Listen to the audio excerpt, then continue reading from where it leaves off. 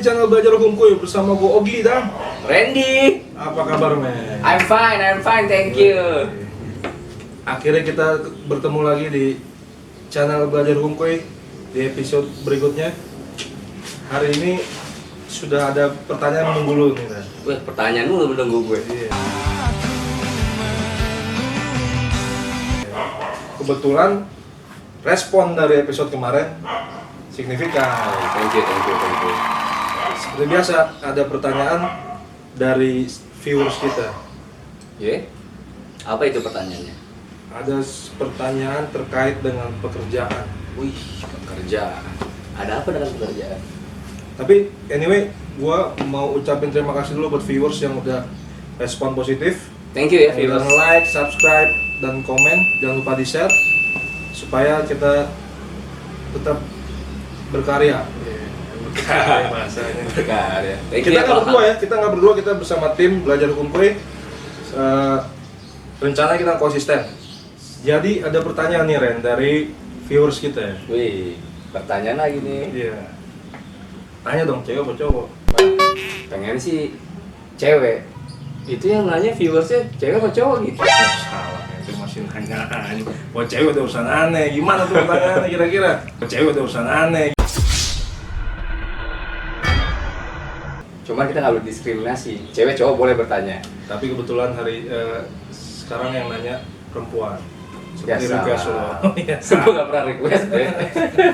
Tapi dia nggak mau sebutin namanya, tapi orangnya cantik, soleha. Alhamdulillah. Assalamualaikum Ukti. Ini pertanyaan gini Ren. Dia baru lulus kuliah, fresh graduate. Oh, fresh Dan graduate. dia akhirnya diterima, ngelamar kerja, diterima di suatu perusahaan. Terus dia bilang, Bang, saya disodorkan sebuah perjanjian. Berarti kalau setahu gue, perjanjiannya perjanjian kerja waktu tertentu ya, PKWT Iya, istilahnya. PKWT.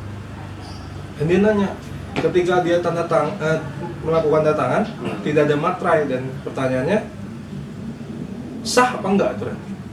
Oke, jadi sebelum kita membahas mengenai sah atau tidaknya, boleh dong mengucapin selamat dulu ya yang udah lulus fresh graduate ya. Itu angkatan gokil loh, yang sekarang angkatan 2020, sekarang angkatan Milenial, milenial, ini bukan angkatan virtual. angkatan online ya. Angkatan online. Jadi sebelum masuk ke inti dari pertanyaannya, kan pertanyaannya menanyakan mengenai sah atau tidaknya dari materai itu ada di perjanjian kontrak ya. Sebelumnya kita harus tahu dulu nih maksud dari kontrak ini dibuat dalam suatu perusahaan tuh apa gitu, Bre. Jadi Maksud dan tujuannya. maksud dan tujuannya sebenarnya kan tujuan dari kontrak ini kan sebagai status viewers ini biar jelas ya.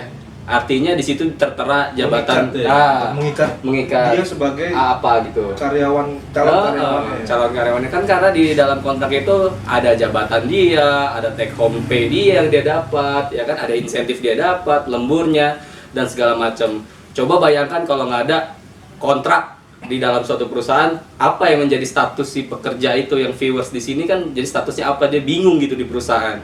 Maka dibuat kontrak tersebut untuk mengikat agar hak dan kewajibannya sama-sama saling dijalankan seperti itu. Oke, berarti lanjut ke pertanyaannya. Ya, kalau Sah atau tidak? kalau sah Tanpa materai ya, tanpa materai. tanpa materai, kalau misalnya sah atau tidaknya, sebenarnya sih kegunaan materai ini kan semuanya diatur di Undang-Undang nomor 13 tahun 1985 tentang bea materai. Dan kegunaan materai di sini hanya untuk membuktikan sudah membayar pajak dokumen. Kalau sah atau tidaknya, perjanjian itu merujuk kepada pasal 1320 Kitab Undang-Undang Hukum Perdata. Hanya 4 unsur yang mengesahkan perjanjian, yakni sepakat, cakap, hal tertentu, dan kausa yang halal. Jadi perbuatan hukumnya tetap sah yang ada di dalam kontrak, terlepas pakai materai atau tidak. Cuman dalam pembuktiannya someday nih, kalau misalnya dalam perjalanan dia bekerjanya tiba-tiba ada terjadi dispute, terjadi sengketa, baik si pekerja terhadap pengusaha, yang bakal dispute-nya itu bakal bermuara kepada penyelesaian hubungan industrial di pengadilan atau di pengadilan hubungan industrial, itu kontrak yang sudah memakai materai itu menjadikan bukti di pengadilan.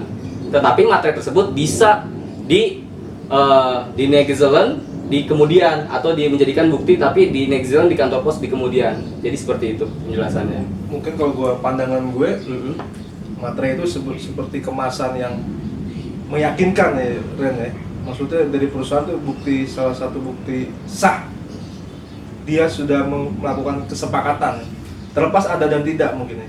Kalau masalah tadi, gue sih lebih ke pandangannya materai ini hanya sebagai bukti pajak dokumen sudah dibayar aja sih. Kalau perbuatan hukumnya mau pakai materai, mau enggak, yang penting kesepakatan para pihak dan merujuk kepada yang tadi gue bilang di aturan di 1320 Kitab Undang-Undang Hukum Perdata, semuanya unsurnya terpenuhi, sah-sah aja. Karena dalam unsur tersebut tidak ada harus menggunakan materai atau tidak. Hanya 4 unsur yang mensahkan perjanjian.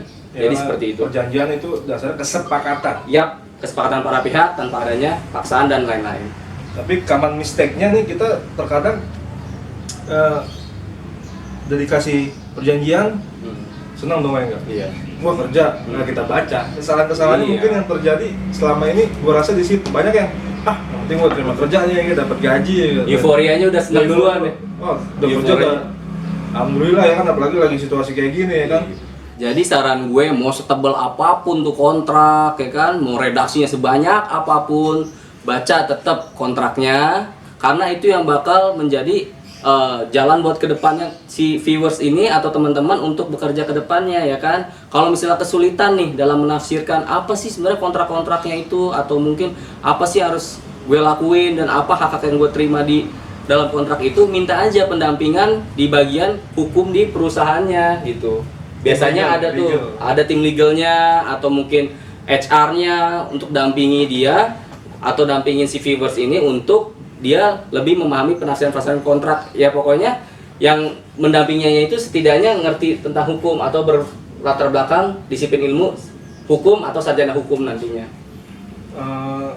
Mungkin satu lagi, dokumen yang sudah kita tangan boleh kita terima atau kita minta tuh? Oh itu boleh lah, wajib.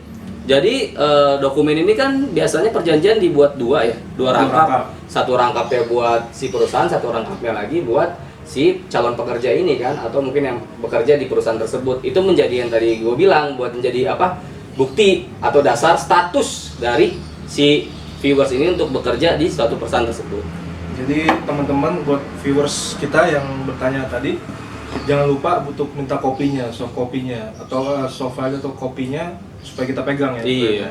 Pokoknya kalau mungkin terlambat, delay untuk kopinya dikasih ke kita, minta aja terus, follow up terus aja. Itu sebagai dasar kita memegang bukti dan status kita bekerja di perusahaan tersebut, yaitu kontraknya.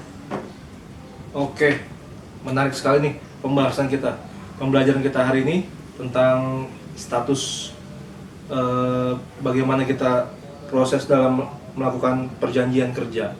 Mungkin buat teman-teman yang lain juga, jika ada pertanyaan langsung aja komen di channel ini dan ajukan pertanyaan, dan insya Allah kita sama-sama belajar untuk menemukan jawabannya. Iya, yang penting sama-sama belajar, karena dengan belajar ini kita bisa mengkoreksi diri kita sebagai generasi milenial yang sadar hukum, berwawasan luas, dan cerdas. Oke, keren banget Ren informasi lo, semoga menjadi referensi buat viewers yang udah bertanya, buat Ukti yang tadi. Terima kasih Ukti. Sampai ketemu di episode selanjutnya. Jangan lupa like, share, komen, dan subscribe. Jangan lupa loncengnya. Tungguin episode selanjutnya di Belajar hukum,